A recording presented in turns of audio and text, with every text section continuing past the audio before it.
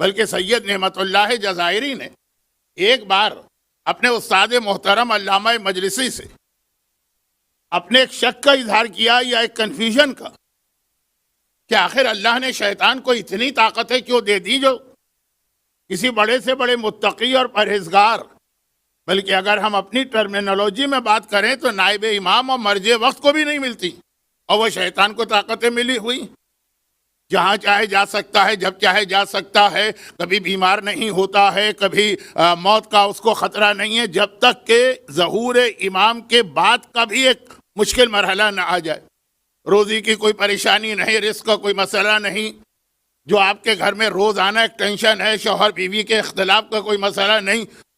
مجھے تو یہ بھی پتہ نہیں کہ شیطان کی شادی کس سے ہوئی ہے، وہ خود تو جن تھا تو جنیاں ہی ہوگی، لیکن یہ اتنے، اگر آپ دیکھیں نا شیطان کے پوائنٹ آف ویو سے سب کچھ ملا ہوا، اتنا ملا ہوا ہے کہ جو آج مومن پانے کی تمنا کرتا ہے، مومن کو امام کی طرح سے جو چیزیں ہیں وہ تو نہیں چاہیے۔ اچھا، نہ کوئی یہ کہتا ہے نہ دل میں خیال آتا ہے، لیکن امام کی طرح سے زندگی مومن کو تو کہاں چاہیے؟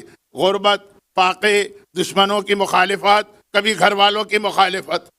وہ کل رات کی مجلس کا جو آخری واقعہ تھا، تو اس میں ایک وضاحت کر دوں کہ 7ویں امام کی سب سے زیادہ اولادیں 7ویں امام کی، تو ساری اولادیں نہیں، وہ معصومہ قم بھی انہی اولادوں میں ہیں جو معصومہ نہیں ہیں مگر اتنی قریب ہیں عصمت کے کہ معصومہ کہلاتی ہیں۔ تو خیر، خلاصہ یہ کہ یہ والی زندگی تو کسی مومن کو نہیں چاہیے کہ ہر وقت نماز بھی پڑھنا ہے، جب وقت نماز آ جائے روزے بھی رکھنا ہے، اپنے مال کا بڑا حصہ خرچ کرنا ہے، خالی خمس و زکوٰۃ نہیں۔ امام تو پورا گھر اٹھا کے دے دیتے ہیں، مسکینم و یتیمم و اسیرہ، یہ والی نہیں زندگی چاہیے شیطان والی، نہ کھانے کی فکر نہ کمانے کی فکر، ہر عیش و آرام، گانا سننا ہے سنو، ڈسکو میں جانا ہے جاؤ، بے حجابی اختیار کرنا ہے اختیار کرو، مکس گیدرنگ میں شریک ہونا ہے شریک ہو۔ تو شیطان کو اتنی فیسلٹیز کہ مومن کے منہ میں پانی بھرا ہے، لیکن میں کہتا ہوں کہ یہ نہ مومن کوئی کہتا ہے نہ سوچتا بھی نہیں، لیکن جو چیزیں وہ مانگ رہا ہے اس کی بات۔ سید نعمت اللہ جزائری اپنے استاد محترم علامہ مجلسی سے یہ سوال کرتے کہ اس کی وجہ کیا ہے، اور یہ یہاں پہ رک کے ایک جملہ اس لیے عرض کروں کہ یہ غلط فہمی بعض بڑے بڑے مراجع کے بارے میں ہو جاتی ہے،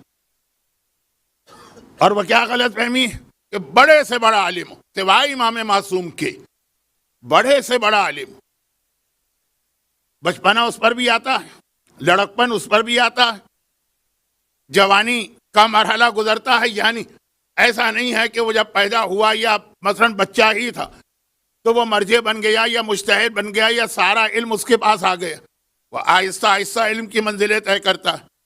ہمارے سامنے اس کی شخصیت مکمل ہو کے آتی ہے جب وہ مرجع بن جاتا ہے، مثلاً یہ آغا سیستانی ہیں، یہ آغا خوج ہیں، یا علامہ ہلی ہیں، یہ علامہ مجلسی ہیں، یہ شیخ مفید ہیں، یہ شیخ صدوق ہیں، لیکن پہلے دن تو وہ یہ نہیں تھے۔ اب ہوتا یہ کہ ایک شخصیت بن گئی، اور اپنی محنت سے، اپنی زحمتوں سے، اپنی قربانیوں سے بن گئی شخصیت، اور ان کی کوئی کتاب ہمارے سامنے آ گئی، یہ شیخ صدوق کی کتاب ہے، یہ علامہ مجلسی کی کتاب ہے، یہ مثلاً آغا سیستانی کی کتاب ہے، یہ آغا خوج کی کتاب ہے، تو ہم یہی سمجھتے ہیں کہ جب ان کی کتاب ہے تو 95 سال کی عمر میں جو ان کا علم ہے اس کتاب میں وہی علم ہوگا۔ ہو سکتا ہے یہ کتاب انہوں نے اس وقت لکھی ہو جب وہ 25 سال کے جوان تھے، مرجع تو چھوڑیں، مجتہد بھی نہیں بنے تھے، ہو سکتا ہے کہ حجت الاسلام کے لیول پہ بھی نہ پہنچے، شخصیت بنی ہے سالوں کے بعد۔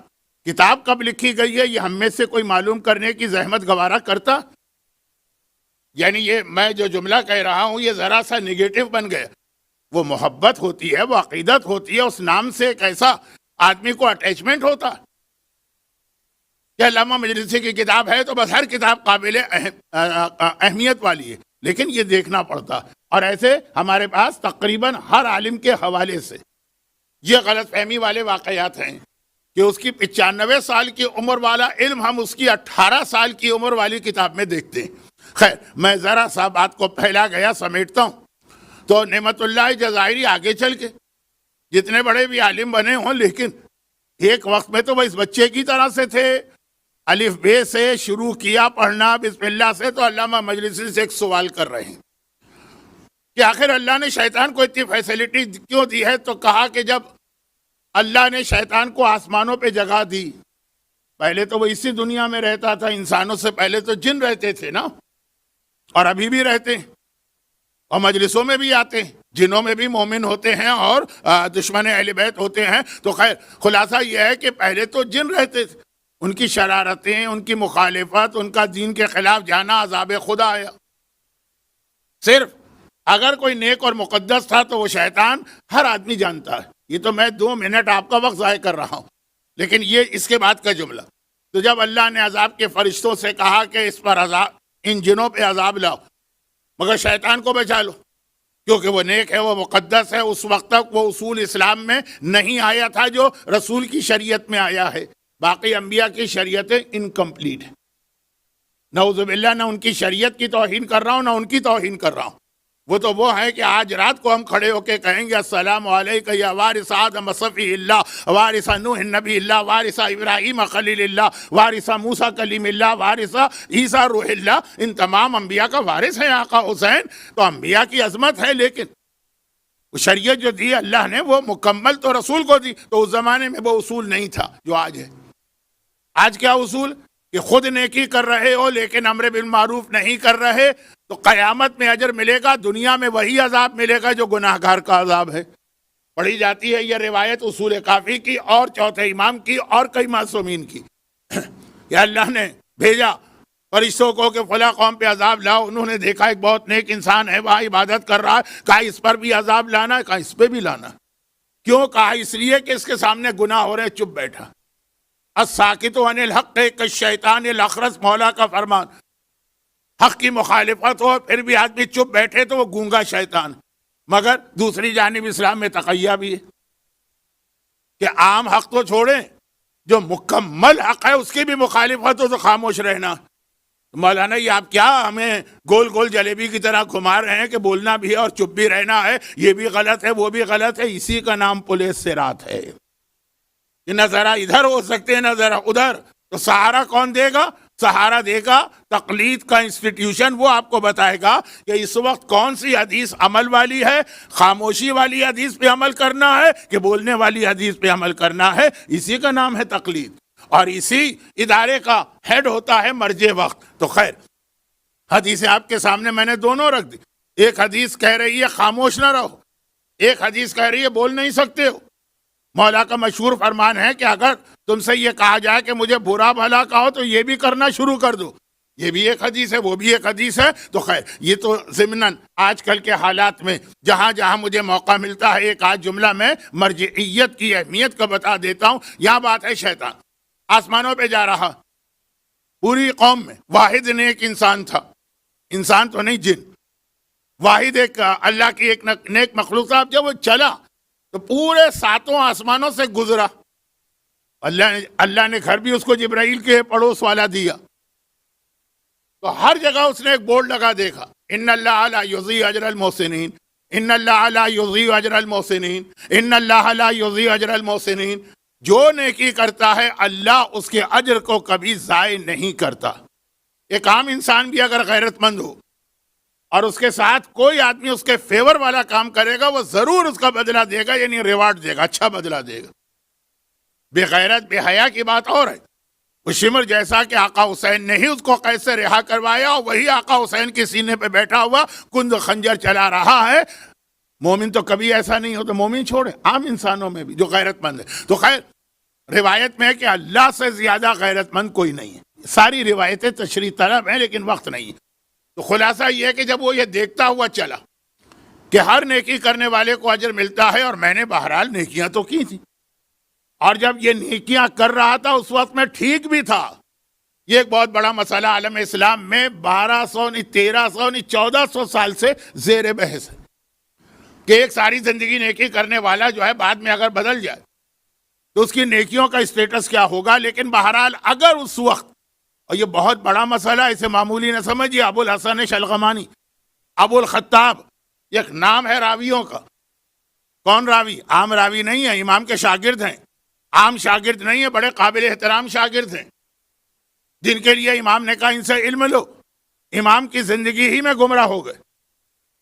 تو وہاں پہ یہ مسئلہ ہوا کہ امام نے منع کر دیا، اب یہ گمراہ ہو گیا.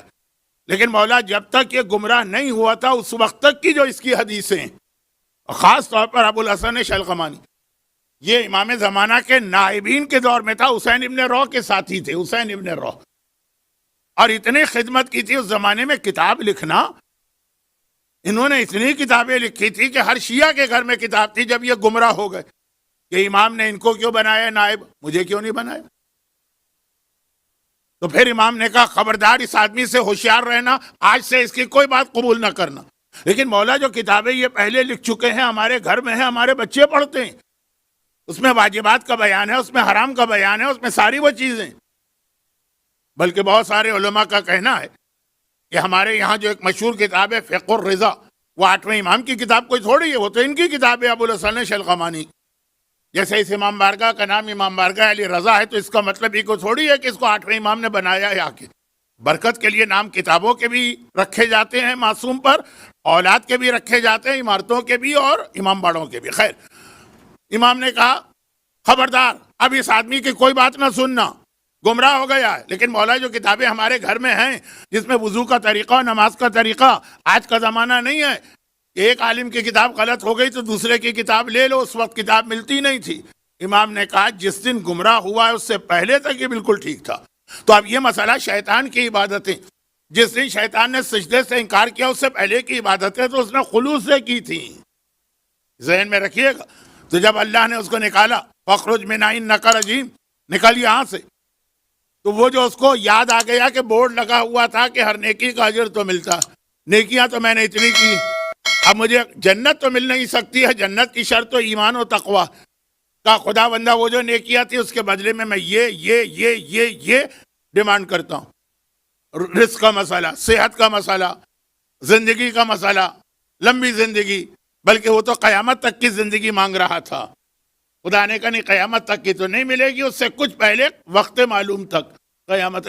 تو خلاصہ یہ کہ اللہ کسی کے اجر کو ضائع نہیں کرتا، ہر ایک کو اجر دیتا ہے، لیکن ایک گروہ ایسا ہے جسے اللہ بغیر حساب کے اجر دیتا. کام آپ نے کیا ہے مثلا 100 درہم والا، آپ کو اتنا بھر بھر کے اجر دیا جائے گا کہ 100 درہم کا کام ہے، آپ گن ہی نہیں سکیں گے. ملین بھی چھوٹا عدد ہے، بلین بھی چھوٹا عدد ہے، ٹریلین بھی چھوٹا عدد ہے. یہاں پہ جا کے تو میری گنتی بھی جواب دے گئی، اس کے بعد بھی کوئی نہ کوئی لفظ ہوگا. تو خلاصہ یہ ہے کہ وہ گروہ ہے صبر کرنے والوں کا. باقی ہر ایک کا اجر، جیسے آپ نے نیکی کی وہ اللہ نے اجر دیا، بہت خوش ہو گیا ڈبل کر دیا، بہت خوش ہوا 10 گنا کر دیا. وہی نماز موسیٰ کے دور میں پڑھی کسی مومن نے، ایک نماز پہ 1 کا ثواب ملا، وہی امت رسول کے کسی مومن نے پڑھی 1 پہ 10 کا ثواب ملا. مگر ہے ایک حساب کتاب سے نا. صدقے کا 1 درہم آپ نے دیا ہے، آپ کو 10 درہم مل گئے. لیکن یہ صدقہ اگر مثلا والدین کو دیا گیا تو 70 ثواب مل گئے. یاد رکھیے یہ مسئلہ ہے، والدین کو صدقہ دیا جا سکتا ہے، اور اگر کسی عالم کو دیا تو 700 ثواب مل گئے. مگر ایک حساب ہے. صرف صبر کرنے والے ہیں کہ قرآن کہہ رہا ہے اجرہم بغیر حساب، ان کو ہم کو حساب کتاب کر کے اجر نہیں دیتے.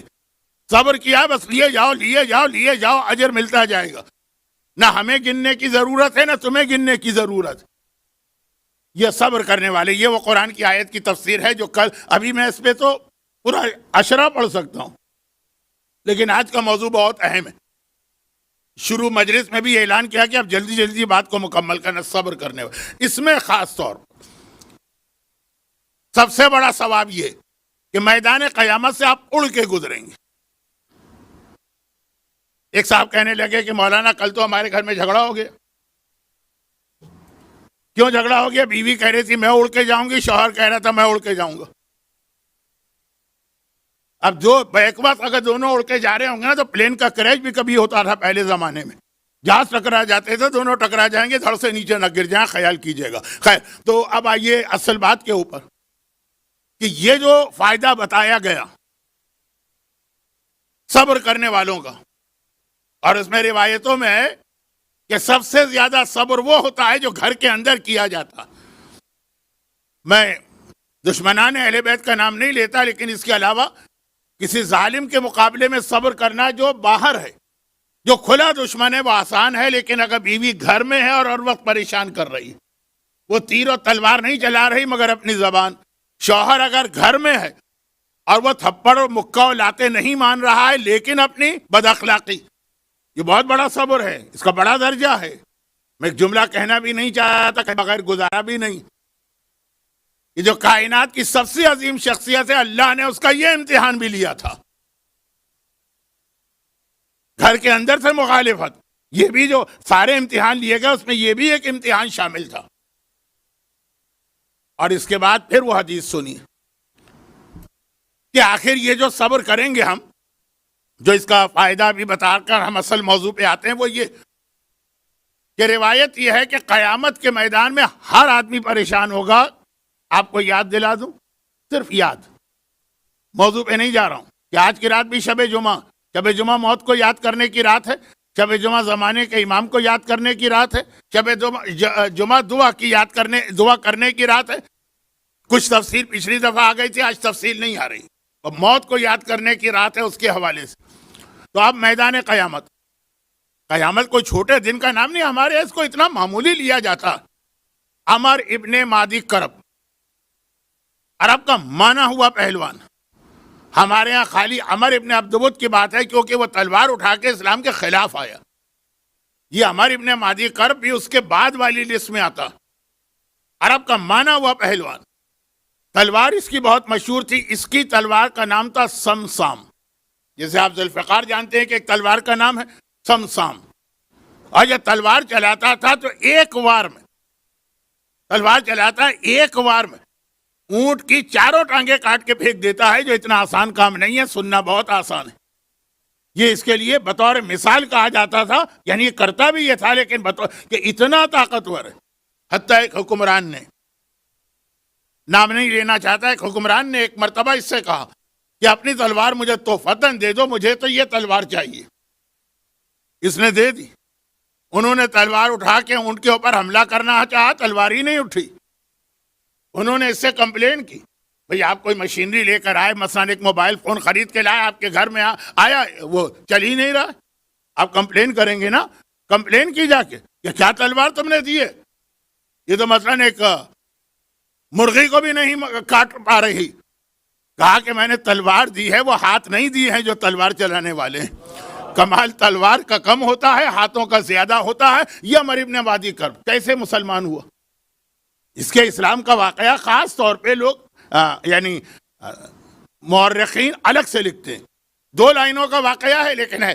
اور وہ یہ ہے کہ جب یہ ایک بار پیغمبر سے ملاقات کے لیے آیا، کیونکہ پیغمبر مدینے میں خالی رسول بن کے نہیں ہیں، حکمران بھی ہیں، گورنمنٹ بھی چلا رہے ہیں. جو کافر بھی ہیں مدینے والے، ان کو پیغمبر کے پاس آنا پڑتا ہے جب کوئی گورنمنٹ ڈپارٹمنٹ کا کام. تو پیغمبر نے اس سے کہا اسلام قبول کر لے. کہا کہ میں اسلام قبول کیوں کروں؟ کہا تو قیامت کے ڈر اور خوف سے بچ جائے گا. کہا میں کسی سے نہیں ڈرتا ورتا. جو آج بہت سے مومنین کا مزاج یہی ہے، چاہے زبان سے نہ کہتے ہوں، ڈر لگتا ہے کسی کو قیامت سے. کہا میں کسی قیامت سے نہیں ڈرتا، میرے پاس خوف نہیں ہے، میں عرب کا سب سے بڑا پہلوان. کیونکہ عمر ابن عبدود کے مارے جانے کے بعد تو یہ سب سے بڑا تھا. یہ واقعہ ہے جنگ تبوک کے موقع کا. خندق کی لڑائی یہ 5 ہجری میں، واقعہ ہے 9 ہجری کا. تو خیر خلاصہ یہ ہے کہ میں کسی سے نہیں ڈرتا. کیا چیز ہوتی ہے قیامت؟ پیغمبر نے تھوڑا سا ذکر کیا کہ کیا چیز ہوتی ہے قیامت.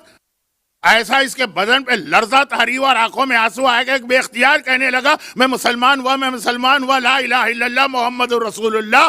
اتنا اپنے آپ کو بہادر سمجھنے والا، خالی قیامت کا بیان. تو ہم تو اس سے بھی زیادہ بہادر ہو گئے نا، کہ ہم تو بیان سن کے بھی کوئی اثر نہیں لیتے. قرآن کریم کی جس آیت کی آج میں نے تلاوت کی ہے، یہ اب تک کے موضوع سے بالکل ہٹ کر ہے، ترجمے کی اب ضرورت ہے اس منزل پر. یا ایھا الناس اتقوا ربکم، اے انسانوں.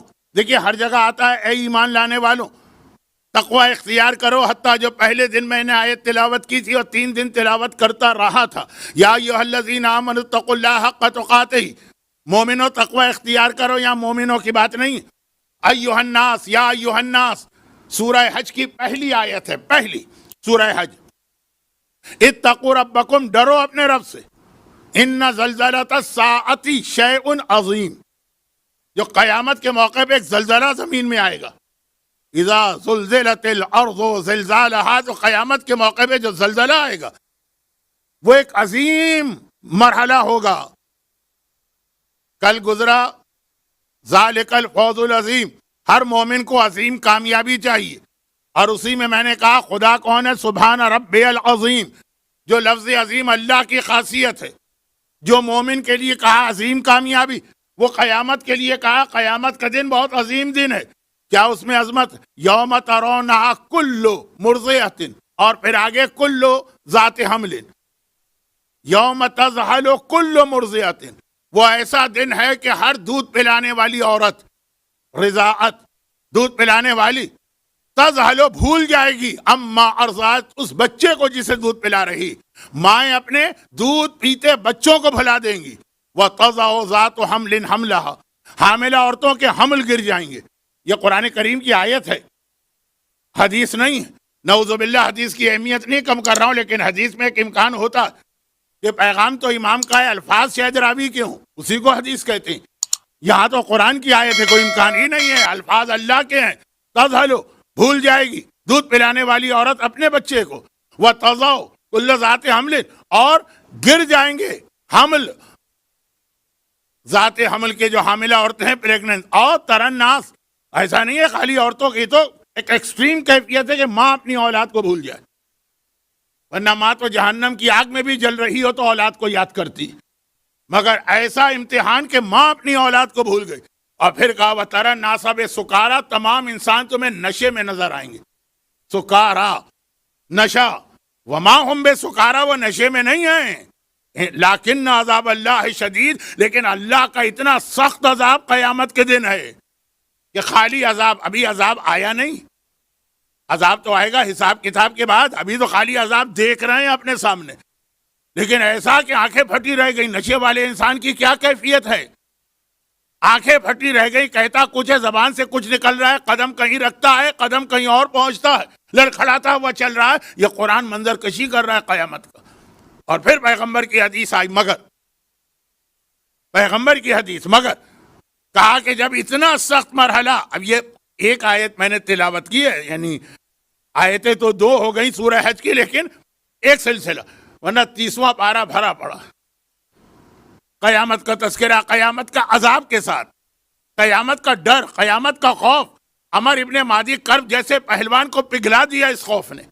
مگر پیغمبر نے کہا 3 عورتیں ایسی جو روز قیامت میری بیٹی فاطمہ کے ساتھ قبر سے اٹھائی جائیں گی، پورا میدان قیامت میری بیٹی کے ساتھ رہیں گی، پلے صراط سے میری بیٹی کے ساتھ گزریں گی، جنت میں میری بیٹی کے ساتھ داخل ہوں گی.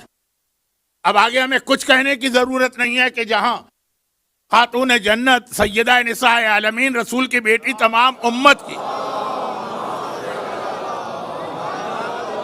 تمام امت کے گناہگاروں کی شفاعت کرنے والی فاطمہ ہوگی، وہاں کوئی عذاب قریب پھٹک بھی سکے گا؟ بلکہ میرے اعتبار سے تو عذاب اور فاطمہ کا لفظ ہی توہین سیدہ، مگر صرف اس لیے کہ حدیث میں آیا کہ 3 عورتیں ایسی ہیں، اور اس میں پہلی عورت، صرف پہلی عورت، صرف پہلی عورت بتانا، کیونکہ آج کل یہ حدیث دوبارہ پڑھی جانے لگی ہے. میں تو 45 سال پہلے پڑھا کے فارغ ہو چکا ہوں. کہا پہلی عورت صبرت علی سوء خلق زوجہا، جو اپنے شوہر کی بد اخلاقی پر، بدتمیزی پر صبر کرتی ہے اور خاموش رہتی ہے اور کوئی جواب نہیں دیتی. یہ جو ہے نا کہ اجر ملے گا بغیر حساب. اب جو ہمارا عقیدہ ہے اس کو بھی اس سے ملائیے کہ اللہ ایک طرف ہمیں سارا اجر دے دے اور دوسری جانب کہے یا یہ اجر لے لو یا جنت میں معصوم کا پڑوس لے لو. ہم کہیں گے نہیں چاہیے ہمیں وہ اجر، نہ کوثر، نہ حوریں، نہ غلمان، نہ وہ سونے چاندی کے محل، نہ وہ دودھ اور شہد کی نہریں، ہمیں تو امام معصوم کی زیارت چاہیے. یہ ہمارا عقیدہ بھی ہے اور واقعاً دل میں خلوص کے ساتھ یہ خیال بھی ہے. تو اے خاتون جو تو گھبرا رہی ہے کہ میرا شوہر بہت بدتمیز ہے، بہت بد زبان ہے، بہت روڈ ہے، ذرا سی بات کے اوپر کبھی برتن توڑ دیتا ہے، کبھی میرا سر توڑ دیتا ہے. اب یہ کہ مختلف علاقوں کے مومنین مجمع میں جمع ہوتے ہیں،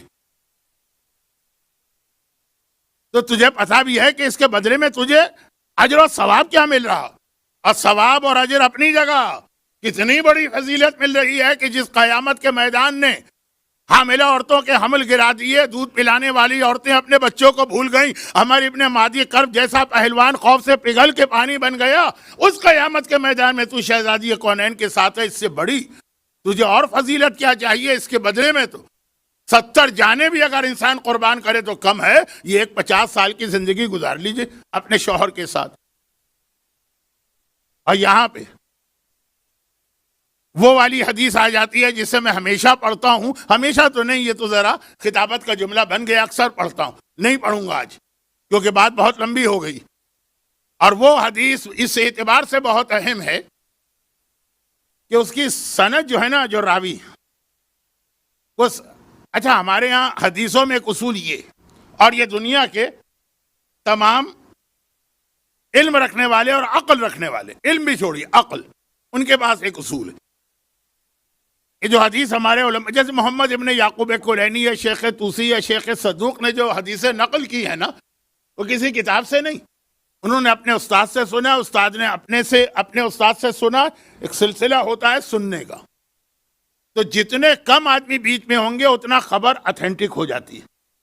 دنیا کا بھی یہی اصول ہے کہ آپ ڈائریکٹ مثلا کسی بہت ہی اہم ٹی وی چینل یا میڈیا سے جس کی ایک ریپوٹیشن ہو، ڈائریکٹ آپ سنیں اور وایا سنیں۔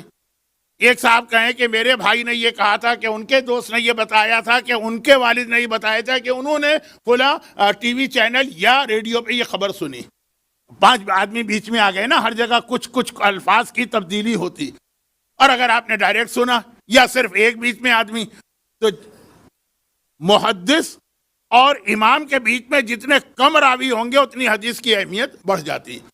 اب یہ حدیث جس کی جانب میں اشارہ کر رہا ہوں، اشارہ، ورنہ اصل تو 8ویں امام کی شہادت پہ یہ حدیث مجھے پڑھنا تھی، میرا موضوع ہی ایسا تھا کہ اس میں یہ حدیث بالکل مناسب تھی، لیکن اب وقت نہیں رہا تو اشارہ کر رہا ہوں۔ وہ یہ ہے کہ یہ حدیث شیخ صدوق نے سنی اپنے استاد سے، انہوں نے سنی اپنے استاد سے، انہوں نے سنی اپنے استاد سے، بس 3 آدمی ہیں بیچ میں۔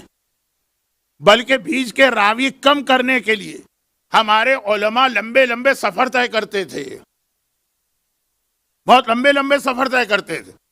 مثلا یہ عالم، ایک عالم ہے، اب ہیں واقعات ہیں، حتیٰ ہندوستان تک کے واقعات ہیں کہ اس نے اپنے استاد سے ایک حدیث سنی، استاد نے کہا مثلا کہ میں نے آقا محسن حکیم سے یہ حدیث سنی۔ اب یہ عالم ایک راوی کم ہو جائے، میرا استاد ڈائریکٹ چلا جائے گا نجف اور آقا محسن حکیم سے وہی حدیث سنے گا۔ پہلے 2 راوی تھے، اب ایک رہ گیا۔ راوی کم کرنا تاکہ حدیث اتھینٹک ہوتی چلی جائے، یہ ایک بہت اہم علمی اور دلچسپ موضوع۔ صرف 3 راوی، یہ بہت اہم بات ہوتی ہے، صرف 3 راوی۔ تو تیسرا راوی کہتا ہے میں نے یہ حدیث سنی شاہ عبد العظیم سے، یہ چوتھے راوی بن گئے، لیکن شاہ عبد العظیم تہران کی زیارتوں میں اتھینٹک زیارت تو صرف شاہ عبد العظیم کی ہے۔ وہ جو کوہ شہر بانو ہے، اب تو ہر ایک کو پتہ چل گیا، وہ نسبت ہے، لیکن جناب شہر بانو کا روضہ وہاں نہیں ہے۔ جب آپ مشہد اور قم کی زیارت کو جاتے ہیں تو یوجولی تہران بھی آپ جاتے ہیں، اور صرف شاہ عبد العظیم کی زیارت کے لیے۔ تو آپ شاہ عبد العظیم بہت اہم ایک امام زادے ہیں، اسی امام کی اولاد سے ہیں، جس امام کی کسی اولاد کو آج کل لوگ ڈھونڈتے پھر رہے ہیں کہ مرمرا گئی کہ کیا ہوا ہے، وہ بحث چھوڑیے۔ امام حسن کی اولاد میں شاہ عبد العظیم، بلکہ اس پورے علاقے کا نام ہی شاہ عبد العظیم ہے، جو پہلے کتابوں میں نظر آئے گا کہ تہران جاؤ تو باہر جا کے اس گاؤں کی بھی زیارت کرو، اب یہ تہران کا، یہ شاہ عبد العظیم 9ویں امام کے صحابی ہیں، یعنی امام 9ویں امام حسین کی اولاد میں چل رہا ہے سلسلہ امامت، اور شاہ عبد العظیم امام حسن کی اولاد میں، اور صحابی ہیں۔ تو انہوں نے کہا کہ میں نے اپنے کانوں سے سنا 9ویں امام کو۔ 3 راوی تھے شیخ صدوق اور شاہ عبد العظیم کے بیچ میں۔ شاہ عبد العظیم ایک ایسے امام زادے ہیں جن کی خصوصی اہمیت ہے۔ اس مجمع میں جتنے سادات کرام بیٹھے ہیں یہ سب امام زادے ہیں، مگر بعض امام زادے، جناب عباس، جناب زینب، جناب علی اکبر، معصوم قم، خصوصی اہمیت ہے۔ یعنی اس مجمع میں بیٹھا ہوا سید بھی کہے گا کہ مولانا مجھے ان سے نہ ملائیے، تو شاہ عبد العظیم بھی ایسے ہی ہے، یعنی اتنی فضیلت۔ وہ کہتے ہیں کہ میں نے 9ویں امام سے سنا، 9ویں نے مجھے بتایا کہ میں نے اپنے بابا 8ویں سے سنا، اور سلسلہ وہی چلا، اور انہوں نے مجھے بتایا کہ میں نے اپنے بابا 7ویں سے سنا، انہوں نے کہا میں نے اپنے بابا 6 سے سنا، انہوں نے کہا میں نے اپنے بابا 5ویں سے سنا، انہوں نے کہا میں نے اپنے بابا 4 سے سنا، انہوں نے کہا میں نے اپنے بابا حسین ابن علی سے سنا، انہوں نے کہا میں نے اپنے بابا علی ابن ابی طالب سے سنا۔ عموماً جب یہ سلسلہ چلتا ہے نا، حسین تک آتا، امام حسین تک، نعوذ باللہ توہین کا انداز نہ ہو، جب امام حسین تک آتا ہے تو پھر سیدھا رسول پہ جاتا کہ امام حسین نے کہا میں نے اپنے جد سے سنا۔ یہ حدیث میں ایسا نہیں، امام حسین نے کہا میں نے اپنے بابا علی ابن ابی طالب سے سنا۔ کیوں یہاں مولا کا نام آیا؟ سنیے، اب یہ دیکھیے حدیث کتنی اہم بنی اور راوی کتنے کم ہیں۔ ہم تک پہنچانے والا شاہ عبد العظیم، انہوں نے سنا 9 سے، اور پھر سلسلہ کہ مولا کہتے کہ ایک دن میں فاطمہ کے ساتھ رسول اللہ کی خدمت میں حاضر ہوا۔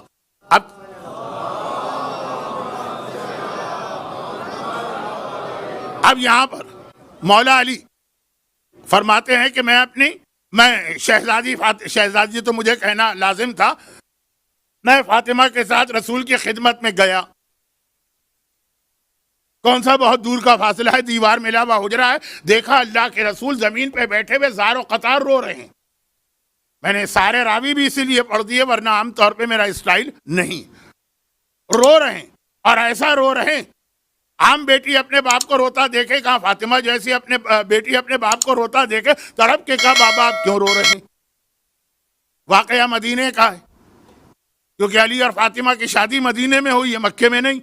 مدینے کا واقعہ، پیغمبر نے معراج کا ذکر کیا جو مکے کا واقعہ، کہا کہ مجھے معراج کا وہ منظر یاد آ رہا۔ اس طرح پیغمبر یاد کر رہے ہیں کہ رو رہے ہیں گھر میں اکیلے بیٹھے ہوئے۔ بابا وہ کیا منظر یاد آ رہا ہے؟ کہا میں نے اپنی امت کی 11 عورتوں پر سخت ترین عذاب دیکھا ہے، اس لیے رو رہا ہوں۔ اچھا، جب اس قسم کی کوئی حدیث آتی ہے تو بعض اوقات لوگ کہتے ہیں کوئی منافق ہوگی عورت، منافق عورت کے عذاب پر اللہ کا رسول یہ کہہ کے نہیں روئے گا کہ میں اپنی امت کی عورتوں پہ رو رہا ہوں۔ خیر اس میں اور بھی باتیں ہیں لیکن ٹائم بھی نہیں ہے، میں تو حدیث بھی نہیں پڑھ رہا۔ 11 عورتیں، شہزادی نے تڑپ کے کہا وہ کون سی 11 عورتیں ہیں؟ تو 1-2 باتیں سن لیجیے جو میرے موضوع سے متعلق ہیں، ورنہ میں پوری 11 عورتوں کی تفصیل بتاتا۔ یہ حدیث بہت پڑھی جاتی، بلکہ اب تو خواتین ذاکرہ بھی یہ حدیث بہت پڑھتی، اس لیے یہ سوال تو کوئی نہیں کرے گا کہ مولانا پوری حدیث پڑھ دیں، بلکہ لوگ دل میں کہہ رہے ہوں گے جلدی سے آگے بڑھ جائیے، تو بہت ہمارا سنا ہوا واقعہ ہے۔ تو پیغمبر نے کہا کہ میں نے دیکھا رأیت امرأة معلقة بلسانها ورأیت امرأة معلقة بشعرها ورأیت امرأة راسها كراس الخنزیر وبدنها كالبدن الحمار۔ کہا میں نے ایک ایسی عورت کو دیکھا جسے اس کے بالوں کی مدد سے باندھ کے لٹکایا گیا تھا، اور ایک ایسی عورت کو دیکھا جس سے اس کی زبان میں سوراخ کر کے زبان کے ذریعے لٹکایا گیا تھا، اور اس میں جملہ تھا وَيُصَبُّ الْحَمِيمُ فِي حَلَقِهَا۔ اور حمیم، آج بھی سورہ واقعہ آپ میں جو تلاوت کر کے آئے ہوں گے، جہنم کا کھولتا ہوا پانی وہ ان کے حلق میں ڈالا جا رہا تھا، جہنم کا کھولتا ہوا پانی۔ اور میں نے اس عورت کو دیکھا کہ جس کا سر خنزیر کا تھا اور بدن حمار، گدھے کا تھا۔ تو اب پوری 11 عورتیں ہیں، میں نے تو 3 بھی بہت جلدی جلدی پڑھی۔ گھڑی کی سوئیاں، یہاں کے حالات، شب جمعہ، ماتم کرنے والے زیادہ ماتم کرنا چاہتے ہیں۔ خلاصہ شہزادی نے گھبرا کے کہا یا بتا یا حبیبی وقرۃ عینی، شہزادی کے جملے، اے میرے پیارے بابا، اے میری آنکھوں کی ٹھنڈک، آخر ان عورتوں پہ یہ عذاب کیوں آئے؟ تو اب بغیر حدیث سنے ہوئے پہلی 2 چیزیں تو آپ سمجھ گئے۔ کہا کہ پہلی عورت جس کو اس کے بالوں سے لٹکایا گیا، یہ اپنے بال نامحرم سے نہیں چھپاتی، چاہے وہ نامحرم اس کو شاپنگ مال میں ملے، اور چاہے وہ نامحرم اس کے گھر میں دیور کی شکل میں ہو، بہرحال نامحرم۔ تو جو اپنے بال نہیں چھپاتی ہے، جو بے حجاب عورت ہے، اور دوسری عورت جسے اس کی زبان میں سوراخ کر کے لٹکایا گیا ہے اور حلق میں حمیم، جہنم کا کھولتا ہوا پانی ڈالا جا رہا، سبا یسبو، ٹپکایا جا رہا، یہ وہ عورت ہے جو اپنی زبان سے اپنے شوہر کو اذیت پہنچاتی ہے۔ جیسا کہ میں نے کہا کہ اس میں بعض امتحان امامت اور رسالت کے بھی اللہ نے لیے۔ اور تیسری عورت جس کا سر خنزیر جیسا ہے، کل مرغی خنزیر بنی تھی، آج عورت نہ کل میں نے کسی کو خنزیر بنایا نہ آج، وہ بھی رسول اللہ کی حدیث تھی، یہ بھی رسول اللہ کی حدیث. کہا یہ وہ عورت ہے جو گانے بجانے کی شوقین ہے اور حسد کرنے والی ہے. عورتوں میں یہ جذبہ زیادہ ہوتا ہے، مردوں میں بھی کم نہیں ہوتا ہے. آفیسز میں کام کرنے والوں کو پتا ہے کہ حسد کی وجہ سے کیسے کیسے ایک دوسرے کے راستے کو کاٹا جاتا ہے. تفصیل میں نہیں جا رہا. اور وہ عورت ہے یہ جو جھوٹ بہت بولتی. اچھا 4 لفظ ہیں. اچھا یہ 2 الگ عذاب میں نے ملا دیے. کہ یہ اور اس کے بعد امراتن. امراتن صورتہا کا صورت الکلب، اسے کتے کی شکل میں بھیجا گیا ہے میدان قیامت میں. یہ ابھی تو قیامت بھی نہیں ہے، شب معراج. ایک خنزیر میں تو خالی سر خنزیر کا ہے، جسم گدھے کا ہے، اور یہاں تو پوری عورت وہ کتے کی شکل میں. کبھی کبھار، یہ میرا ڈپارٹمنٹ نہیں ہے لیکن کبھی کبھار کوئی صاحب ٹویٹر پر ایسی تصویریں بھیج دیتے ہیں کہ کسی بہت ہی مشہور شخصیت کی کتے کی شکل بنا کے. کوئی فوٹو شاپ ہوتی ہے، کوئی بچے بتائیں گے. خیر، تو خلاصہ یہ کہ پیغمبر اپنی آنکھ سے دیکھ کے آ رہے ہیں، کوئی فوٹو شاپ نہیں ہے. اور کہا کہ یہ 4 خاصیتیں: گانے بجانے کی شوقین، حسد کرنے والیاں ہیں، چغلی کھانے والیاں اور جھوٹ بولنے والیاں. کیونکہ جب آدمی کسی کی غیبت شروع کرتا ہے اور دیکھتا ہے کہ سننے والوں کو اتنا مزہ نہیں آ رہا، تو پھر اس کے اندر وہ جھوٹی باتیں بھی ملاتا ہے. جب تک کہ نمک مرچ نہ ڈالا جائے، ہمارے انڈیا پاکستان کے لوگوں کو کسی چیز کا ذائقہ نہیں آتا. غیبت ہوتی ہے آپ نے سچا عیب کسی کا بتایا، اور پھر جب دیکھا کہ اس کے بعد بھی لوگوں کو نے اتنی توجہ سے نہیں سنا، تو پھر جھوٹ. اسی لیے غیبت کی جو گناہ ہے، اس میں امام نے تفصیل بتائی کہ یہ ماں ہے بہت سارے گناہوں کی، جن میں سے ایک گناہ جھوٹ بھی ہوتا ہے. کچھ نہ کچھ بڑھا دینا. وہ صرف نامحرم کے سامنے بے حجاب جاتی ہے، انہوں نے بڑھا دیا، وہ نامحرم سے ہاتھ بھی ملاتی ہے مثلا. تو خلاصہ یہ پیغمبر نے دیکھا، روئے، اور اس طرح روئے کہ جب یہ روایت ختم ہو تو شہزادی بھی رونے لگی. تو اب مجھے اس میں باقی باتوں کو تو موضوع نہیں بنانا تھا، وہ تو آ گئی ضمناً، تو آ گئی بد اخلاقی اپنی زبان سے. اچھا بد اخلاقی بھی نہیں کہا یہاں پہ، زبان سے اذیت پہنچانا. کبھی بد اخلاقی بھی نہیں ہوتی، لیکن ایسا زہر بھرا جملہ ہوتا کہ ہماری پرانے زمانے کی بوڑھی عورتیں کہتی تھی جب زبان کھولتی ہو زہر ہی نکلتا ہے تمہاری زبان سے. مثلا ہوتی ہیں کچھ عورتیں، لیکن یہ بات آدھی، یہ بات آدھی.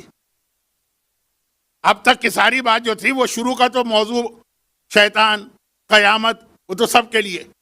اس کے بعد پھر یہ تذکرہ ہوا کون سی عورت شہزادی کے ساتھ جائے گی، شوہر بس زبان ہے وہ صبر کر رہی، اور کون سی عورت اپنی زبان سے اس طرح باندھ کے لٹکائی جائے گی کہ رسول اللہ رو دی. اور روایت بھی شاہ عبد العظیم حسنی نے 9ویں امام سے، اور 9ویں نے 8ویں سے، اور 8ویں نے آخر میں مولا سے نقل کی ہے، جو مولا آنکھ سے دیکھ کے آئے. وہ عورت جو اپنی زبان سے اپنے شوہر کے دل کو تکلیف پہنچاتی. اب آئیے یہاں رک کر ایک چھوٹی سی حدیث پڑھ دوں. وہ پورا ایک واقعہ پڑھنا تھا لیکن آج ممکن نہیں رہا.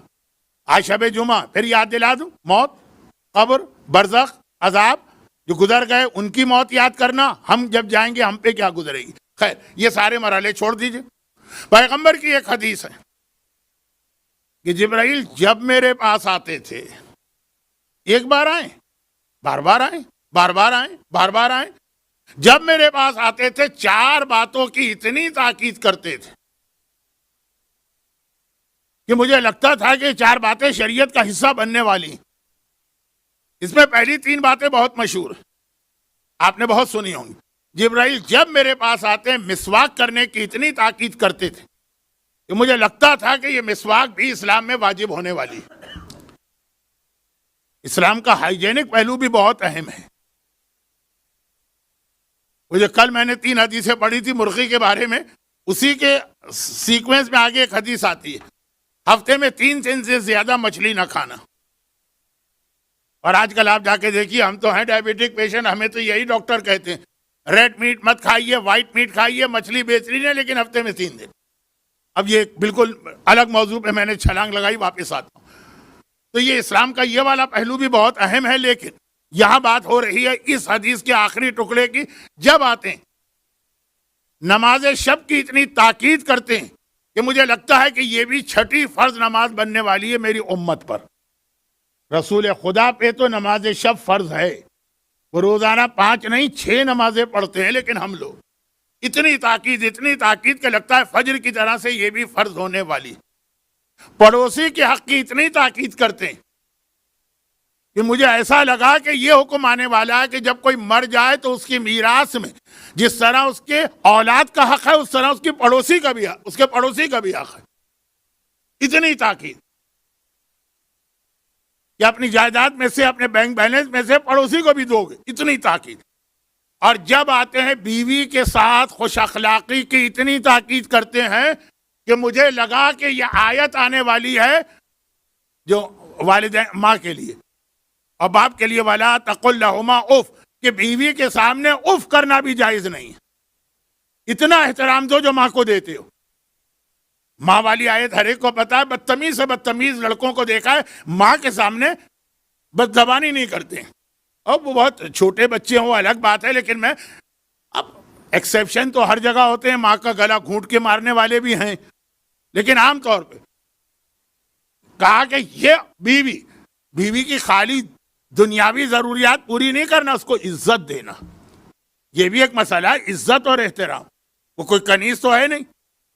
اگر زبان سے لٹکائی گئی ہے شوہر کو عزت نہ دینے کی بنا پہ، تو پیغمبر کہتے ہیں مجھے لگ رہا ہے جبرائیل آ کے ماں کے بارے میں اتنا نہیں کہتے ہیں، کیونکہ وہ انڈرسٹوڈ جہاں شریعت نہیں ہے وہاں بھی ماں کا احترام ہوتا، لیکن بیوی جو مسلمانوں میں ایک یہ مزاج پیدا ہو گیا. تو خیر اب یہ دونوں طرف کی حدیثیں ہمارے پاس، مگر اس میں خاص طور پر جو عورتوں کی حدیث سے نا جو باقی گناہ بتائے گئے وہ سمجھ میں آتے ہیں، لیکن ایک گناہ جھوٹ کا تھا. گانے بجانے والیاں، اب گانے کے خلاف تو اتنا پڑھا جاتا ہے کہ ہر ایک کو پتا ہے کہ اسلام میں گانا حرام، اور اگر نوحہ اور قصیدوں میں ہو تو ڈبل حرام ہے. یہ مسئلہ بھی یاد رکھیے گا، کیونکہ ایک تو آپ نے گناہ کیا اور پھر مقدس چیزوں میں گناہ کیا. شراب حرام ہے، لیکن امام بارگاہ میں بیٹھ کے کوئی پیے یا مسجد میں تو ڈبل حرام ہے. اور ابھی جو بات میں کہہ رہا ہوں وہ بھی اسی سے ریلیٹڈ ہے اور مصائب کی منزل پہ جلدی سے آ رہا ہوں. گرچہ چہلم بہت قریب ہے، زیادہ مصائب پڑھنے چاہیے، لیکن وقت ہاتھ سے نکل گیا. شب چہلم اور چہلم کا دن، اس میں مصائب ذرا لمبے ہوں گے، آج بھی مختصر رہیں گے، کیونکہ آج کا دن تو ایسا ہے کہ ماتمیوں کا دل چاہتا ہے کہ ہر شب جمعہ ماتم کرے، اور پھر چہلم سے پہلے کی آخری شب جمعہ. تو جلدی سے بات، گانا، حسد، چاہے حسد کرنے والے ہوں لیکن ان کو پتا ہے کہ اسلام کا یہ بدترین گناہ. چغل خوری سمجھ میں آتا ہے. جھوٹ میں مجھے ایک بات عرض کرنا تھی، کیونکہ آج کی رات شب جمعہ میں موت کے علاوہ امام کو بھی یاد کرنا. جھوٹ جیسا میں نے گانے کے لیے کہا، جان بوجھ کے کہا، وہی جھوٹ کے لیے. ہر جھوٹ حرام ہے، لیکن اگر امام پر جھوٹ باندھا جائے تو وہ ڈبل حرام ہے. ڈبل کا لفظ بھی چھوٹا، باقی جھوٹ گناہ کبیرہ ہے، لیکن اللہ یا رسول یا امام پہ اگر جھوٹ باندھا جائے تو گناہ کبیرہ بھی، آپ کا روزہ بھی ٹوٹ جائے گا. نہ صرف یہ کہ روزے کی قضا کرنا بلکہ کفارہ بھی دینا. یہ جھوٹ جو خدا، رسول اور امام پہ باندھا جائے. اور اس جھوٹ کی اہم ترین اور بہت ہی خطرناک ڈینجرس قسم آخری زمانے میں ہوگی. وہ کیا ہے؟ جھوٹے دعوے کہ ہم امام زمانہ سے ملاقات کرتے ہیں. اس سے بڑا کوئی جھوٹا دعویٰ نہیں. جیسا کہ ہمارے تمام مراجع کا متفقہ ایک جملہ کہ اگر بالفرض کسی کی امام سے ملاقات ہوتی ہے وہ بتائے گا نہیں، جو بتا رہا ہے اس کی ملاقات نہیں ہو رہی. اوکیشنل ایک آدھ مرتبہ کسی کی امام سے ملاقات ہو جائے وہ الگ چیز، لیکن اگر کوئی یہ دعویٰ کرے کہ ریگولر میری امام سے ملاقات نہیں ہوتی، یہ دعویٰ آغا سیستانی بھی نہیں کر سکتے. میں نے یہ لفظ نہیں کہا کہ وہ نہیں کرتے، میں نے کہا وہ کر ہی نہیں سکتے. یہ دعویٰ آغا کوئی نہیں کر سکتے، یہ دعویٰ علامہ ہلی نہیں کر سکتے. ملاقات ہوئی ہے مگر 70 سال کی زندگی میں 4 دفعہ. اور آخری زمانے کا ایک بہت بڑا فتنہ یہ ہے نا کہ شب جمعہ امام زمانہ کے لیے بھی میسج مومنین کو دینا. تو امام زمانہ کی باقی ساری خصوصیات اپنی جگہ اور ان کے موضوع سے آپ کی دلچسپی اپنی جگہ. سب سے پہلا کام جو آپ کو کرنا کہ کہیں امام کے آتے وقت آپ گمراہ نہ ہو جائیں، ایسے سارے لوگوں سے اپنے تعلقات کاٹیں جو یہ دعویٰ کریں کہ ہم امام سے ملتے ہیں یا امام ہم سے ملتے ہیں. بات ایک ہی. جو آغا سیستانی، جو آغا خوئی، جو آغا محسن حکیم، جو علامہ ہلی، جو شہید اول، جو شہید ثانی، جو علامہ مجلسی کے لیے ممکن نہیں تھا، آپ کے لیے کیسے ممکن ہے؟ اور صرف تعلقات ہی نہیں کاٹیں، ان لوگوں کو جھٹلائیں. بعض گناہگاروں کے لیے امام نے کہا وہ لوگ جھوٹ بول رہے ہیں، اور بعض کے لیے کہا کہ ان سے کہو کہ تم جھوٹ بول رہے ہو، کذبو ہو. اس میں یہ لوگ بھی ہیں، کیونکہ آج کل آخری زمانے کے فتنوں میں یہ شامل ہے. یہ روایتوں میں پہلے سے آیا تھا. کئی ایسے لوگ نکلیں گے، اور کتنے عقیدت مند ہیں. بھئی عقیدت مند ہی تو ہے نا جو امام کے نام پر ایسے لوگوں کی بات مان لیتے ہیں. یہ عقیدت مندی نہیں چلتی ہے اسلام کے اندر جس سے آپ گمراہ ہو رہے ہیں. مولا علی کو کوئی خدا کہہ دے تو یہ عقیدت مندی نہیں ہے، یہ مولا کی ساری زندگی کے مشن کی مخالفت ہے، جس کو ہم عقیدت مندی تو نہیں مانیں گے. اسی طرح یہ والی بات بھی. لیکن اب یہی ہے نا، جو مجلس کے شروع میں کتنے لوگ تھے. بہت مختصر میں نے ایک جملہ کہا تھا. میں نے 2 حدیثیں پڑھی تھی مجلس کے شروع میں. کہا تھا یہ حدیث ایک چیز بتاتی ہے، دوسری حدیث اس کے الٹ چیز بتاتی، اور اس کو میں نے سمجھایا تھا. کہا تھا یہ پل صراط ہے. آخر میں بھی سن لیجیے، یہ پل صراط ہے. یہ والے مسئلہ. ایک طرف وہ لوگ ہیں جو کہتے ہیں جی ہم امام سے ملاقات کرتے ہیں، اور آپ کو پتا بھی ہے کہ وہ کون لوگ ہیں، یعنی کون سے، مطلب نہ کوئی نائب امام ہے، نہ مرجع ہیں، نہ مجتہد ہیں. وہ غلط. دوسری جانب اس سے گھبرا کے کچھ لوگ بالکل انکار کرتے ہیں کہ غیبت کے زمانے میں کوئی امام سے نہیں مل سکتا. یہ بھی غلط، کیونکہ ایک آدھ مرتبہ تو امام اپنے ہر نائب سے یعنی مرجع سے ملے. ایک آدھ دونوں کے بیچ میں رہنا. اور وہ جو ایک آدھ مرتبہ ملے ہیں اس میں ایک سوال کا جواب ہے. میری مجلس آج آپ نے سنی، تھوڑا سا میرا پرانا انداز آ گیا، تھوڑا سا. وہ پوری روایت پڑھتا 11 عورتوں کا تو آپ کو لگتا کہ آپ 45 سال پہلے والے مولانا آ گئے، تھوڑا سا. لیکن اس کا علاج، مشہور ترین واقعہ جو امام کی ملاقات کا ہے، مشہور ترین، ان میں سے ایک ہے حاجی علی بغدادی کا واقعہ. اور آج کل زیادہ مشہور اس لیے ہو گیا ہے، زائرین کثیر تعداد میں ہیں، کازمین بھی جاتے ہیں. جب کازمین جاتے ہیں تو اگر وقت ہو قافلوں کے پاس، بعض اوقات وقت نہیں ہوتا، وقت ہو تو وہاں یہ حاجی علی بغدادی کا واقعہ ضرور پڑھا جاتا. اور ہر وہ کتاب جو امام زمانہ کے موضوع پہ لکھی گئی اس میں یہ واقعہ ہے، چاہے وہ ملاقات امام کے نام والی کتاب ہو، اور چاہے مفاتیح الجناح میں جہاں کاظمین کی زیارت کا ثواب لکھا گیا. مفاتیح چلی ہے نا اس طرح سے، ایک ایک زیارت، پہلے مدینہ کی زیارت ہے، پھر نجف، پھر کربلا، اس کے بعد کاظمین. اس میں یہ واقعہ، اور واقعہ تو بہت لمبا ہے، 40 منٹ کا ہے. بچوں کو دلچسپی ہوتی ہے، ٹائم نہیں. حاجی علی بغدادی وہ صاحب تھے جو بغداد کے رہنے والے ہیں. شب جمعہ کاظمین کی زیارت کو جاتے تھے. معصومین تو خیر ہر ایک کی زیارت ثواب ہے اپنے شہر کے قریب، لیکن ایک دن ان کو اپنے کارخانے میں کام تھا تو جمعرات کے دن میں چلے گئے کہ رات کو نہیں جا سکوں گا. جیسے آج شب جمعہ، آپ نے کہا میں 4 بجے زیارت کر کے آؤں گا. جب آ رہے تھے تو راستے میں امام مل گئے جو ان کو پتہ نہیں تھا کہ امام ہیں. پورا واقعہ تو پڑھنے کا وقت نہیں ہے، لیکن اتنا آسان اس کا ریفرنس ہے، اٹھائیے مفاتیح اور کھول کے پڑھ لیجئے.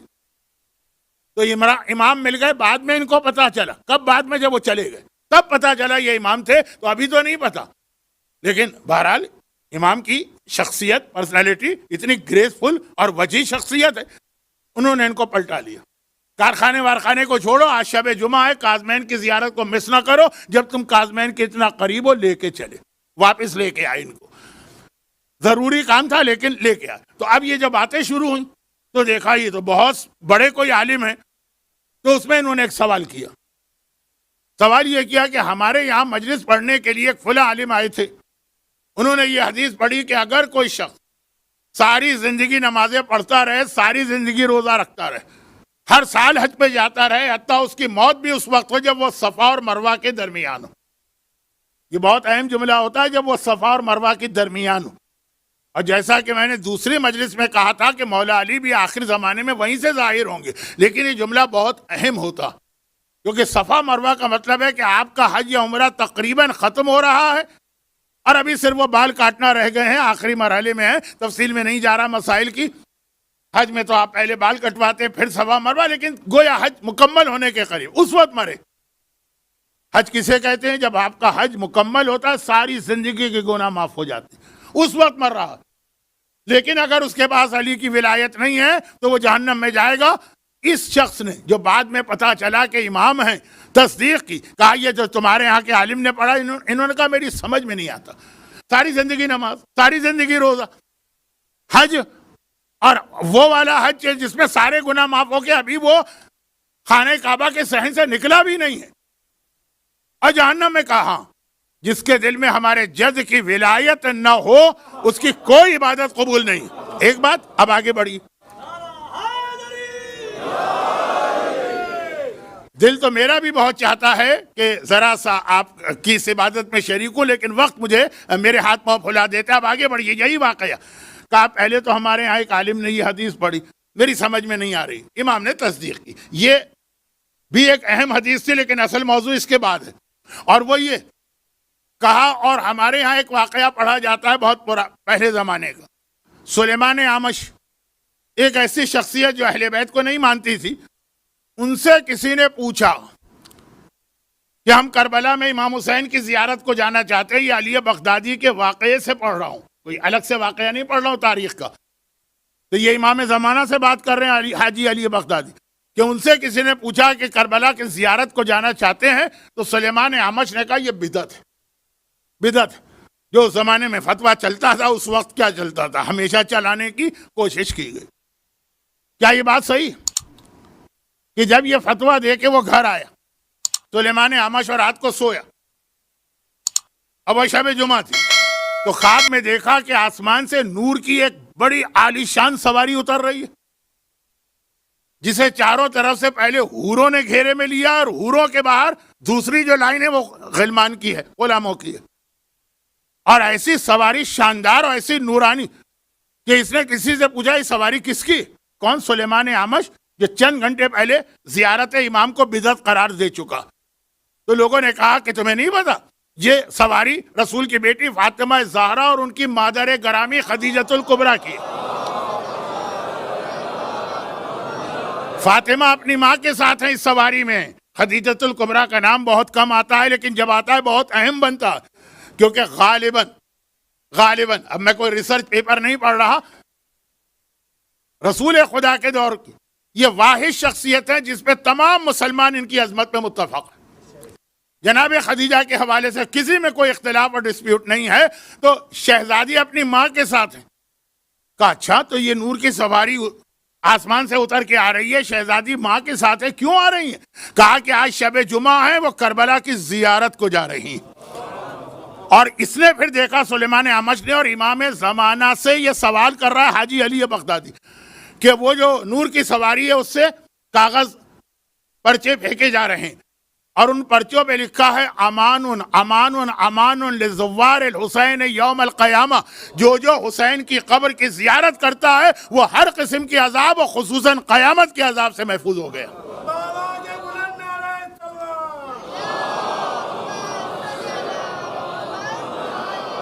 تو کیا یہ واقعہ صحیح ہے سلیمان اعمش اور یہ خواب؟ وہ اس شخصیت کی آنکھوں میں آنسو آ گئے اور کہا، اب دیکھیں یہ چند جملے تھے جو ان کو بعد میں کلک ہوئے کہ یہ جملے تو صرف امام کہہ سکتے ہیں، کیونکہ پھر انہوں نے کہا یقیناً میرے جد کی زیارت کا اتنا ہی ثواب ہے، اور ہر شب جمعہ میری جد کی زیارت کو میری جدہ اور خدیجہ طاہرہ آتی ہیں۔ تو اب انسان اگر جو آج کے مجلس کا عنوان تھا کوئی عذاب والا کام کر بھی لے تو عذاب کے کام کو معاف کرانے کے طریقے بھی ہیں، اور ان میں اہم ترین طریقہ، اور آج ہمارے کتنے جاننے والے آسٹریلیا سے لے کے امریکہ تک اور نیوزی لینڈ کے شہر آکلینڈ سے لے کے سیاٹل اور لاس اینجلس اور سان فرانسسکو تک کے کربلا پہنچ چکے ہیں تقریباً۔ اکثر لوگ تو وہ جو پیدل 40 واک ہے وہ بھی اختتام کو پہنچا چکے ہیں، وہ پہنچے ہوں گے اس وقت ذریعے امام پر، اور آج کی رات شب جمعہ بھی ہے، چہلم بھی اتنا قریب اور شب جمعہ بھی، اور وہ یہ زیارت کر رہے ہوں گے اور اپنی زندگی بھر کے گناہوں کو معاف کرا رہے ہوں گے۔ خواتین یہ عہد کر رہی ہوں گی کہ شوہر کو اسی انداز سے ٹریٹ کرنا ہے جو شہزادی فاطمہ نے بتایا. مرد یہ عہد کر رہے ہوں گے اسی طرح زندگی گزارنا ہے جیسے مولا علی نے بتائی. لیکن اس کثیر تعداد میں کہ 25 ملین زائر پہنچے، پھر بھی جتنے پہنچے اس سے کئی گنا زیادہ ہیں جو نہیں پہنچ پائے. ہر ایک کی اپنی کچھ مجبوریاں ہوتی ہیں. شریعت نے جو اہم ترین فرائض ہے اس میں بھی گنجائش رکھی، نہیں پہنچ پائے. وہ یہ اطمینان رکھے کہ اردو کا ایک محاورہ ہے، اہل بیت کے حوالے سے غلط ہوتا ہے. اردو کا محاورہ پیاسا کنویں کے پاس جاتا، زائر حسین کے پاس جاتا ہے، لیکن جو زائر دل میں عقیدت رکھتا ہے حالات کی وجہ سے نہ جا سکے، حسین اس کے گھر میں آتے ہیں، اور خاص طور پر آج کی رات بھی آتے ہیں. اگر آپ نے آج زیارت پڑھی امام کی، چاہے زیارت وارثہ پڑھیں جو اکثر لوگ پڑھتے ہیں، چاہے صرف ایک جملہ کہہ دیں السلام علیکم یا ابا عبداللہ، وہ آپ کے سلام کا جواب دینے کے لیے آپ کے گھر میں آئیں گے. کنواں پیاسے کے پاس آئے گا، خلوص کے ساتھ حسین کو پکارا جائے. اور یہ وہ طریقہ ہے. اب حسین تو امام معصوم ہے، حسین کے بارے میں تو جملہ کہنا غلط ہے، لیکن وہی طریقہ جو آقا حسین نے خود کہا تھا جب کربلا جا رہے تھے. کیا کہا تھا؟ میں اپنے جد کی سیرت پہ چل رہا ہوں اور میں اپنے بابا کی سیرت پہ چل رہا ہوں. اسیرو بسیرت جدی و ابی علی ابن ابی طالب. اور یہ جو طریقہ ہے نا، حسین آ جاتے ہیں زائر کے پاس، یہ وہ طریقہ ہے جو حسین نے اپنی ماں فاطمہ سے سیکھا. یہ لفظ سیکھا پہ ذرا مجھے خود اختلاف، جو فاطمہ کا طریقہ ہے، فاطمہ کا یہی طریقہ. آپ کو معلوم ہے نا کہ اس وقت آپ یہاں بیٹھے ہیں تو جہاں آپ کی جوتیاں ہیں وہاں پہ کوئی بی بی بیٹھی، اور وہ آپ کے حق میں بال کھول کے دعا کر رہی ہے. یہ فاطمہ کا طریقہ ہے جو حسین نے اختیار کیا ہوا. جو جا سکے جنت البقیع میں شہزادی کی قبر کے قریب جائیں، جو نہ جا سکے اپنے گھر میں ایک مجلس حسین کریں. فاطمہ خود آ رہی، جب ہمارے اور آپ کے پاس آ رہی. اب وہ جملے کو پورا کر دوں جو مجلس کے اختتام پہ آئے. کربلا کی زیارت کو جاتی ہیں شہزادی اپنی ماں خدیجہ کے ساتھ، اور ایک روایت ہمارے پاس آتی ہے کہ شہزادی آتی ہیں اپنی بیٹی زینب کبریٰ کے پاس. اہل بیت کی رہائی کی تاریخیں قریب آ رہی ہیں یا شاید رہا ہو چکے ہیں. زندان شام میں 1 سال بڑے مشکل گزارے. روایت ہے کہ جلتا سورج تھا تو کھال تک جھلس گئی تھی، کیونکہ جس قید خانے میں سیدانیوں کو رکھا گیا تھا وہاں کوئی چھت نہیں ہے، وہاں کوئی فرش نہیں ہے. وہاں بیویوں کے پاس جو لباس پہن کے آئی ہیں اس کے علاوہ کوئی لباس بھی نہیں ہے. کربلا میں لوٹ مار جو ہوئی ہے نا، اور اس کی دلیل میں وہ جملہ بھی ہے کہ زندان شام میں جب اس بچی کی شہادت ہوئی جس کے حال کا مرثیہ خطبے سے پہلے پڑھا جا رہا تھا، تو آخری جملہ یہ ہے کہ سکینہ کو لہو بھرے کرتے ہی میں دفن کیا گیا. یہ لہو بھرا کرتا تو وہ ہے نا جو کربلا سے شام تک سکینہ نے پہنا ہے، کوڑے کھائے ہیں، وہی خون اس کرتے میں آیا ہے. کفن تو چھوڑیں، اگر کوئی دوسرا کرتا بھی ہوتا تو وہی پہنا کے دفن کیا جاتا جس کرتے میں سکینہ کربلا سے آئی ہے. تو لفظ پورا کر دوں، مکمل کر دوں. سکینہ جلے ہوئے کرتے میں دفن ہوئی ہے، لہو بھرے ہوئے کرتے میں دفن ہوئی ہے. یہ کرتا جلا تو شام غریبہ کی آگ میں ہے، اور خون سے بھرا راستے کے کوڑوں اور تازیانوں کے نتیجے میں. سکینہ تو دنیا سے رخصت ہو گئی، لیکن جو سیدانیاں ہیں، بچے ہیں، چھوٹے بچے بھی ہیں، جلتے سورج کے نیچے ہیں اور اس قید خانے کی زمین پر ہیں جو گرمیوں میں تندور کی طرح گرم ہوتی ہے اور سردیوں میں، سیریا میں سردی بھی کتنا پڑتی ہے، برف کی طرح ٹھنڈی ہے. زینب کے پاس اپنے بچوں کو سلانے کے لیے نہ کوئی بستر ہے، نہ اڑھانے کے لیے کوئی چادر ہے، اور کھلانے کے لیے مناسب غذا بھی نہیں ہے، پلانے کے لیے مقدار میں پانی بھی نہیں.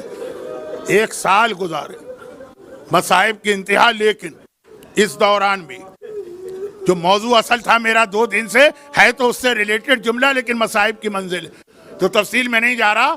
اس کے باوجود اللہ سے فریاد نہیں ہے، اللہ سے شکوہ نہیں ہے، مصلی بچھا ہے اور اس وقت بھی سبحان ربی العظیم سبحان ربی الاعلیٰ ہی پڑھا جا رہا، اس وقت بھی خدا کا شکر ادا کیا جا رہا. چنانچہ قید خانے کا داروغہ اور نگران جو ظالم، ایک تو ویسے ہی یہ جو جیلر ہوتے ہیں ان کے دل بہت سخت ہوتے ہیں، اور یزید نے تو چھانٹ کے ایسے جیلر کا انتخاب کیا تھا کہ اس کے دل میں، اس کے سینے میں دل نہیں تھا، پتھر کا ٹکڑا تھا. مگر اہل بیت کی مظلومیت اور اس مظلومیت میں اللہ کا شکر، اس کا دل بھی پگھل کے موم ہو گیا، اور وہ جتنا اس کے اختیار میں تھا ان قیدیوں کو رعایت دے رہا. مگر ایک حد تک نا، ایک دن آتا ہے دوڑا دوڑا میرے مظلوم آقا سجاد کے پاس، ہاتھ جوڑ کے کہتا ہے فرزند رسول، میں آپ کا شیعہ تھا بھی نہیں اور ابھی بھی نہیں، لیکن آپ سے محبت کرنے لگا ہوں. آپ ایسا تو نہ کریں نا کہ آپ کی وجہ سے میں بھی مارا جاؤں، میرے گھر والے بھی مارے جائیں، میرا گھر اکھاڑ کے پھینک دیا جائے. میرے مظلوم آقا نے سر اٹھایا، کہا تیرا جملہ بتا رہا ہے تجھے ہم سے کوئی شکایت ہو گئی ہے؟ ہمارے دشمنوں اور قاتلوں کو بھی ہم سے کوئی شکایت نہیں ہوئی، ایسا کیا ہوا؟ کہا دیکھیے مولا، میں کتنی آپ کو سہولت دیتا ہوں، مگر پھر بھی آپ میں سے کوئی بی بی اٹھ کے آدھی رات کو قید خانے کے باہر سڑک پہ جا کے بیٹھ جاتی اور ماتم شروع کر دیتی. اگر یزید کو پتہ چلا تو میرا کیا حشر ہوگا؟ مولا سجاد نے کہا ایک بات بتا، جب روزانہ شام کو تو جاتا ہے تو اپنے ہاتھ سے قید خانہ بند کر کے جاتا ہے؟ کہا جی وہ میری ڈیوٹی ہے، میں اکیلا بھی نہیں ہوں، میرے ساتھ ہوتے ہیں. اور کہا جب صبح کو آتا ہے تو اپنے ہاتھ سے قفل کھولتا ہے؟ کہا ہاں قفل کھولتا ہوں. کہا اس دوران وہ قفل بند ہوتا ہے کہ کھلا ہوتا ہے؟ کہا بند ہوتا ہے. کہا جب قفل بند ہے، قید خانہ بند ہے، تو اگر ہم میں سے کوئی باہر جانا بھی چاہے تو کیسے جا سکتا ہے؟ اب ذرا چکرایا، کہا یہ بات تو آپ ٹھیک کہہ رہے ہیں. مولا نے کہا تو تجھے یہ شک کیسے ہوا کہ وہ ہم میں سے کوئی بی بی ہیں؟ کہا اس لیے شک ہوا کہ ان کا لباس وہی ہے جو آپ کے خاندان کی عورتوں کا ہے. آپ تو یہاں رہتے ہیں نا، یہی ایک کنتورا جو ہم لوگ پہنتے ہیں یا دشداشا، ہر علاقے کا الگ ہوتا ہے، تو لباس الگ، اور خالی لباس نہیں، پھر ان کے نوحے اور بین بھی وہی ہوتے ہیں. کبھی کہتی ہیں ہائے میرا عباس، کبھی کہتی ہیں ہائے میرا اکبر بیٹا، کبھی کہتی ہیں ہائے میرا اصغر بیٹا، کبھی کہتی ہیں ہائے میرا لال. لباس تو پھر بھی ایک ہو سکتا ہے، نوحہ بھی وہی ہے. مولا سجاد نے کہا اچھا آج اگر وہ بی بی نظر آئیں یا کسی دن بھی تو مجھے بلا لینا. واپس آئے قید خانے میں. زینب کبریٰ کو عصر عاشور یاد ہے، آقا حسین آخری رخصت کے وقت کہہ گئے تھے زینب میرا سجاد تیرے حوالے، سجاد کی حفاظت کرتے رہنا. زینب گھبرا گئی، بیٹا ظالم کا سپاہی اتنی دیر کیا بات کر رہا تھا؟ مولا نے تفصیل بتائی. زینب نے حیران ہو کر کہا ارے وہ کون بی بی ہیں؟ اچھا اگر وہ آئیں تو مجھے بھی ساتھ لے جانا.